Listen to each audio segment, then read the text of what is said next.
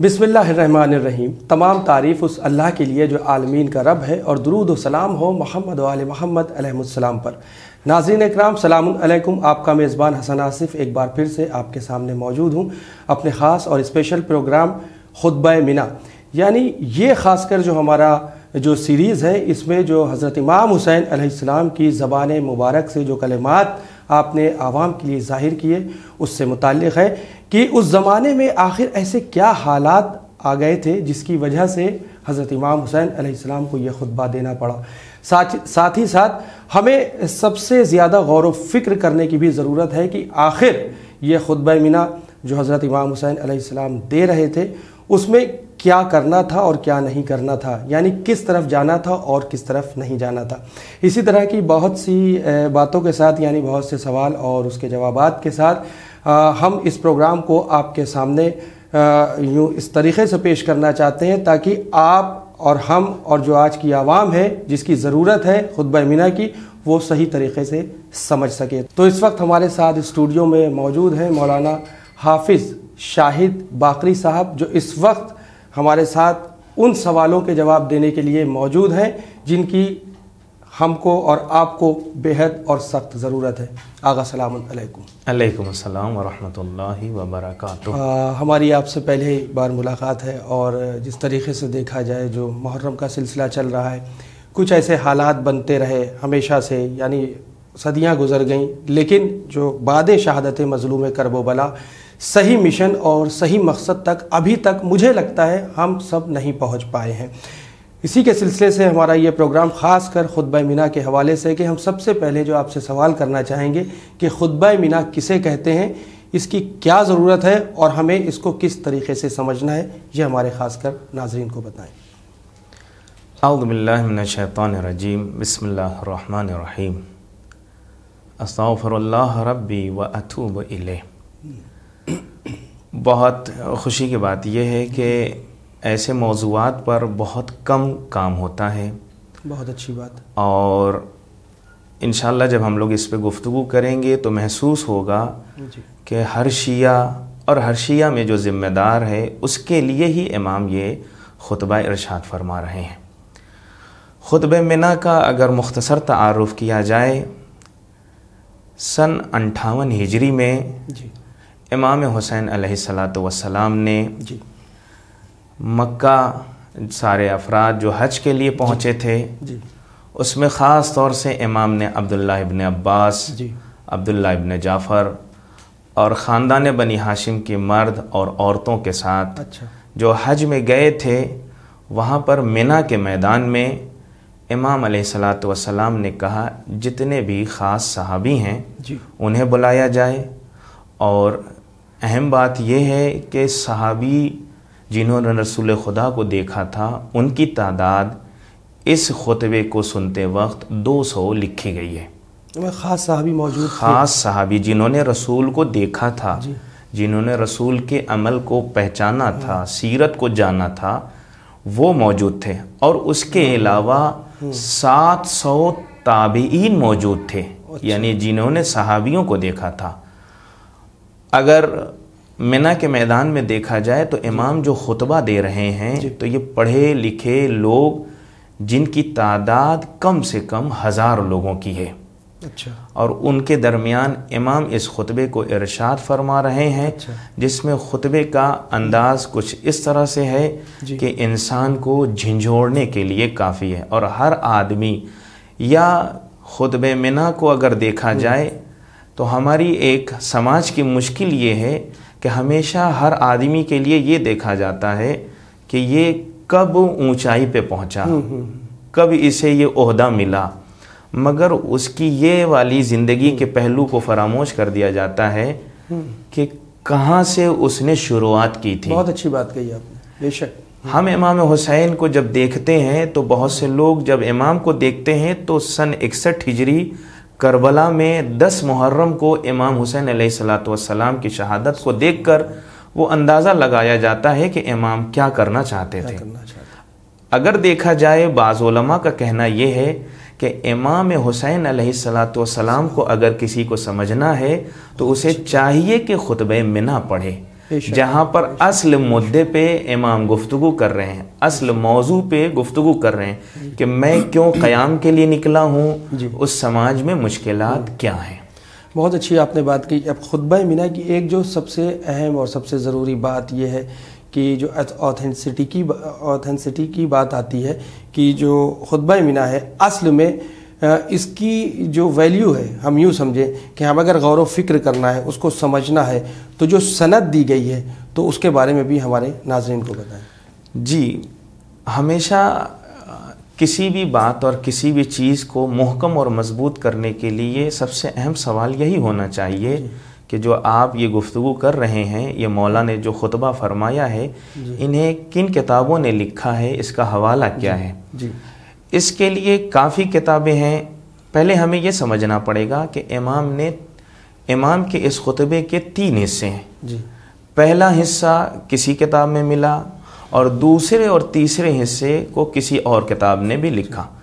3 حصے کو اگر جمع کیا جائے تو پہلے حصے کو لکھنے والے سلیم ابن قیس ہلالی ہیں، اور دوسرے اور تیسرے حصے کو لکھنے والے تحفۃ العقول جیسی کتاب نے اسے لکھا ہے۔ صفحات وغیرہ مشخص ہیں کہ تحفۃ العقول میں لکھا گیا ہے، احتجاج طبرسی ہے، جلد 1 صفحہ 17 پہ اس خطبے کو ذکر کیا گیا ہے۔ اس لیے کہ اس میں 3 خطبے کا جو حصہ ہے، خطبے کے 3 حصے ہیں۔ خطبے میں پہلے حصے میں امام لوگوں کو متوجہ کر رہے ہیں کہ حاکم وقت نے کیا کیا ہے، جس کی بدولت امام نے مولائے کائنات امیر المؤمنین علی ابن ابی طالب علیہ الصلوۃ والسلام کی خاص صفات کے بارے میں گفتگو کرتے ہیں۔ اور دوسرا اور تیسرا حصہ قوم کو جھنجھوڑنے کے لیے، پڑھے لکھے لوگوں کو جھنجھوڑنے کے لیے، ذمہ دار افراد کو، کہ کب معاشرہ خراب ہوتا ہے کہ جس کی بنیاد پر علی اور حسین جیسی اچھی شخصیتیں شہید کر دی جاتی ہیں۔ بہت اچھی بات۔ اچھا، اگر یوں غور کریں، جو آپ نے بکس کے نام یا کتابوں کے جو نام بتائیں، کیا اسے سارے مسلمانوں کے فرقے خطبہ منا پر ایمان رکھتے ہیں، مانتے ہیں کہ نہیں مانتے ہیں؟ یہ جو خاص کر کتابیں آپ نے بتائی ہیں، یا جیسے جتنے بھی فرقے ہیں مسلمانوں کے، کوئی ایسا نہیں ہے، آج تو فرقوں کی بات الگ، پوری دنیا میں کوئی بھی ایسی قوم نہیں ہے جو حضرت امام حسین علیہ السلام کو نہ مانتی ہو۔ تو کیا یہ سارے فرقے مانتے ہیں اس خطبہ منا کے بارے میں؟ کیونکہ صحابہ تو سارے موجود تھے اس زمانے میں۔ دیکھیے، اس خطبے میں خود امام جب آگے بڑھتے ہیں اور جب اپنے والد محترم کی صفات کو ذکر کرتے ہیں تو وہیں پہ اس بات کا اندازہ ہوتا ہے کہ تمام مسلمانوں کو، تمام فرقوں کو اس لیے بھی ماننا چاہیے کہ منا کے میدان میں اس ہر صفت کی گواہی امام سب سے لے رہے ہیں کہ یہ جو میں نے بات کہی ہے یہ سچ ہے یا غلط ہے۔ اگر جھوٹی ہے تو تم کہہ دو یہ جھوٹ ہے، اگر سچی ہے تو تم یہ کہو کہ یہ سچ ہے۔ اور امام نے اقرار لیا ہے۔ روایت کے اعتبار سے اس خطبہ منا میں امام نے 20 مرتبہ قسم دی ہے۔ آپ سوچئے کہ امام حسین اپنی بات کو لوگوں تک پہنچانے کے لیے 20 مرتبہ قسم دینا، اللہ کو گواہ بنانا، اور اس کے بعد اپنے بابا کی صفات اور خصوصیت کو ذکر کرنا۔ اور صرف اتنا ہی نہیں، وہ 1000 کا مجمع ہر بات پہ یہ کہتا ہوا نظر آ رہا ہے کہ آپ نے جو کہا ہے وہ صحیح ہے اور ہم اسے جانتے بھی ہیں اور قبول بھی کرتے ہیں۔ تو جب اس دور کے صحابی اور تابعین اسے قبول کر رہے ہیں تو پھر لامحالہ سارے مسلمانوں کو ماننا چاہیے۔ بے شک، بہت اچھی بات۔ مدینے سے جب آپ نے اپنا گھر سے رخصت ہوئے حضرت امام حسین علیہ السلام، اور جب آپ مکے پہنچے ہیں تو اس وقت کے کیسے حالات تھے، کیا معاشرہ تھا کہ جس وقت آپ کو یہ خطبہ دینا پڑا؟ یہ بھی سوال تاریخ کا پس منظر، اور یہ ایسا پس منظر ہے کہ جس میں کافی لوگ ہم سے ناراض بھی ہو جاتے ہیں کہ آپ بیتی ہوئی باتوں کو کیوں کھوریدتے ہیں۔ مسئلہ یہ نہیں ہے کہ ہم بیتی ہوئی باتوں سے کسی کو تکلیف دینا چاہتے ہیں، بلکہ حقیقت اگر بیان نہ کی جائے تو ہر زمانے میں اچھے لوگوں کی قدر نہیں کی جائے گی۔ امام حسین علیہ السلام حالات کیسے تھے؟ اگر حالات کا اندازہ لگایا جائے تو عجیب حالات ہیں اس زمانے میں۔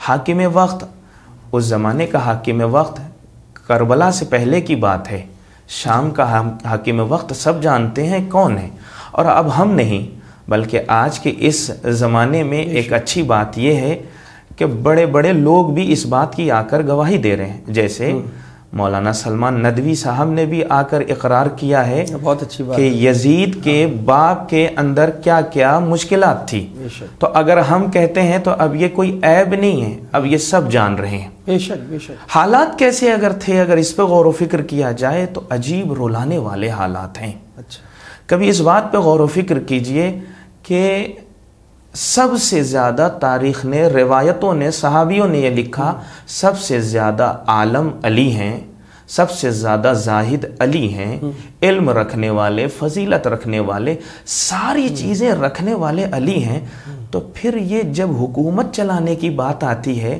تو یہ کیسے ممکن ہے کہ علی کو الگ کر کے اور ان سے گئے گزرے لوگوں کو اس مقام پہ رکھا جائے؟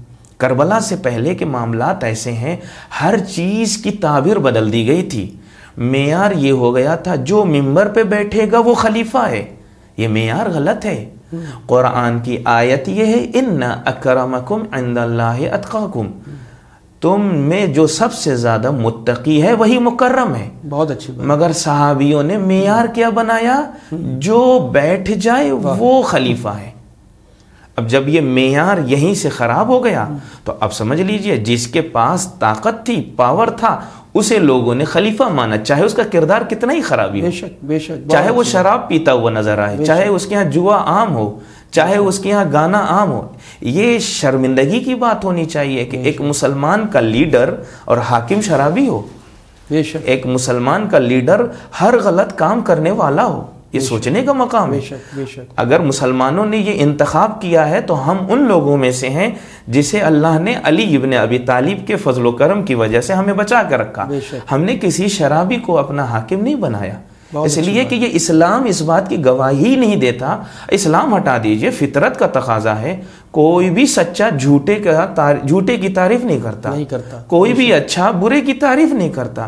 تو جب عام لوگ یہ کام نہیں کرتے تو پھر مسلمان کو تو ایسے بھی نہیں کرنا چاہیے۔ بے شک، بہت اچھی بات۔ اب اگر حالات پہ غور و فکر کیا جائے تو حالات ایسے تھے، 4 لیٹر حاکم وقت نے لکھے تھے، پوری مملکت اسلامی میں اپنے کام کرنے والوں کو آرڈر دیا تھا۔ اچھا، میں آپ کو تھوڑا سا اس سے پہلے بھی ایک پس منظر بیان کرنا چاہتا ہوں، وہ یہ ہے کہ حالات یہ ہیں کہ کوئی بھی کام کرنے والا، کوئی بھی عہدیدار، وہ اگر بڑے سے بڑا جرم کرتا تھا تو اس کو کوئی سزا نہیں ملتی تھی، مگر اس کا ایک جرم ایسا تھا اگر وہ کر دیتا تھا تو اس کو فوراً عہدے سے ہٹا دیا جاتا تھا۔ آپ کے بھی ذہن میں سوال آئے گا، وہ کون سا جرم تھا، وہ کون سا کام تھا؟ تو وہ کوئی جرم بھی نہیں تھا، صرف یہ تھا کہ اگر کام کرنے والے لوگ، حکومت کو سنبھالنے والے لوگ، نیچے کام کرنے والے افراد اگر جمعہ کی نماز میں شرکت نہ کریں تو ان کو عہدے سے ہٹا دیا جاتا تھا۔ اچھا، تو پھر آپ کے ذہن میں یہ بھی سوال آئے گا کہ آخر جمعہ میں ہوتا کیا تھا؟ جمعہ میں تو اللہ کی عبادت کی جاتی ہے، نمازیں پڑھی جاتی ہیں، تو پھر یہ کیوں ایسا؟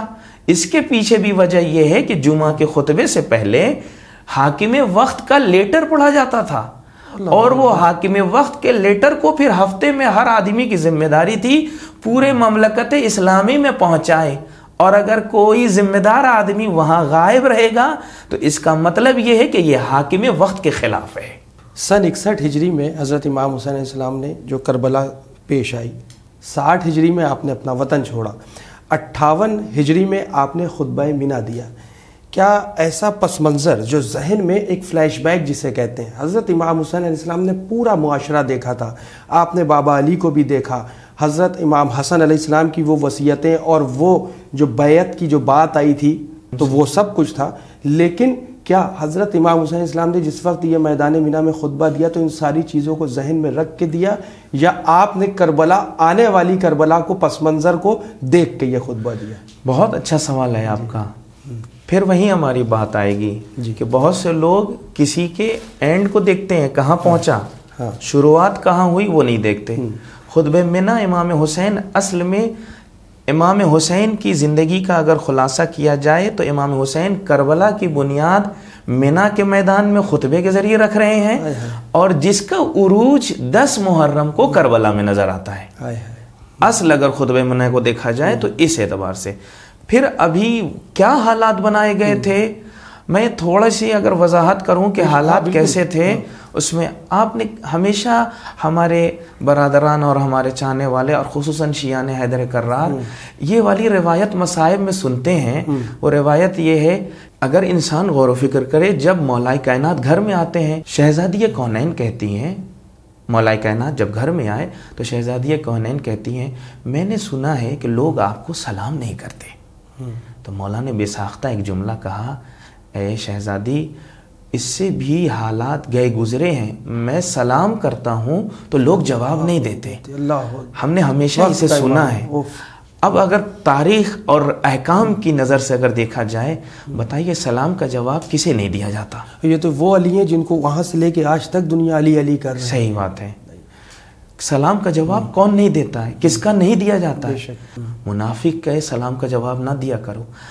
مدینے کے حالات ہیں اور اس واقعے سے یہ بات سمجھ میں آ رہی ہے کہ پڑوسی رسول کے صحابی علی کو مسلمان تک نہیں مان رہے ہیں کہ انہیں سلام کا جواب دیں. یہ حالات بنائے گئے تھے. یہی جب مولا کائنات کو ضربت لگی ہے تو شام میں پہلا سوال یہ ہوا تھا، یہ بتائیے کیا علی نمازی بھی تھے؟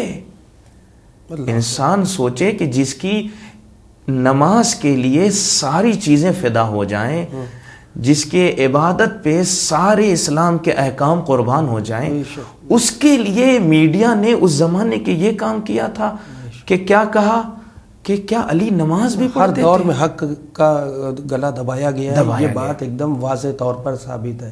ابھی آپ نے تھوڑی دیر پہلے جو لیٹرز کا ذکر کیا تھا جو حکیم شام نے لکھے تھے، تو ہم چاہیں گے اس کی تھوڑی سی وضاحت پیش کر دیں، اور اگر کچھ زیادہ اس کا وہ ہو تو اگلے ایپیسوڈ میں اس کو وہیں سے کنٹینیو کریں گے. جی، میں ایک صرف خاکہ اگر 4 لیٹر لکھے گئے تھے جس کی وجہ سے امام حسین نے مینا کے میدان میں خطبہ دیا تھا. لیٹر کا پہلا حصہ حاکم وقت نے یہ کہہ دیا تھا کہ اگر کوئی بھی علی یا اولاد علی کی فضیلت لکھے گا تو اب اس کا خون حلال ہو جائے گا. یعنی اگر کسی نے بھی علی اور اولاد علی کی فضیلت لکھی تو پھر اب اس کے خون کو معاف نہیں کیا جائے، اس کی گردن پہ تلوار چلے گی. اس کے بھی بہت سے اور چیزوں کو اس نے ذکر کیا تھا. دوسرے لیٹر کے حصے میں جو دوسرا لیٹر بعد میں لوگوں کے درمیان پھیلایا گیا، اس میں یہ تھا کہ جتنا ہو سکے جن صحابیوں کو علی کے مقابلے میں کھڑا کیا گیا ہے ان کی فضیلت اتنی لکھی جائے کہ لوگوں کو قرآن کی آیت کی طرح وہ روایت یاد رہ جائے. اور اس کے بعد تیسرا کام یہ کہ اگر کوئی علی یا اولاد علی کا چاہنے والا مل جائے تو سب سے پہلے بیت المال سے اس کا نام کاٹ دو اور اس کے حقوق کو بند کر دو. اور چوتھا حکم یہ تھا کہ چوتھا لیٹر جو لکھا گیا تھا اس کا مطلب یہ تھا کہ اگر کوئی ہلکی سی بھی اگر کسی پہ تہمت مل جائے، کسی پہ الزام ثابت ہو جائے کہ یہ علی کا چاہنے والا ہے، اس کو یا اس کی اولاد کو قتل کر دو. یہ 4 لیٹر تھے کہ جس کی بنیاد پر امام حسین نے مینا کا میدان چنا، حج کا زمانہ سنا. حج کے زمانے میں سب کا دل پاکیزہ ہوتا ہے، احکام الہی کو انسان بجا لاتا ہے، نور اس کا دل اللہ کی طرف متوجہ رہتا ہے. اس لیے امام حسین نے پڑھے لکھے اس زمانے کے صحابی اور تابعین کو، چنندہ لوگوں کو جمع کیا اور وہ پیغام پہنچانا چاہا تاکہ جو اب تک کے الزامات علی ابن ابی طالب کے خلاف لگائے گئے تھے اس کا تھوڑا سا ازالہ ہو سکے. بہت بہت شکریہ آغا. جس طریقے سے آپ نے جو سوالوں کے جوابات دیے، انشاءاللہ وہ بڑے ہی مطمئن بخش سوالات کے جو جوابات تھے وہ ہمارے لیے رہے. انشاءاللہ ہم اگلے ایپیسوڈ میں پھر حاضر ہوتے ہیں، موجود رہیں گے اور بات کریں گے خطبہ مینا کے سلسلے سے. اب ہمیں ناظرین سے اجازت لینا ہوگی. تو ناظرین، آپ کو ہمارا یہ ایپیسوڈ کیسا لگا؟ آپ اپنا فیڈ بیک ہمیں ہر بار کی طرح اس بار بھی winislam@gmail.com پر ضرور سینڈ کریں اور دیکھتے رہیں چینل ون پیغام انسانیت. شکریہ. خدا حافظ.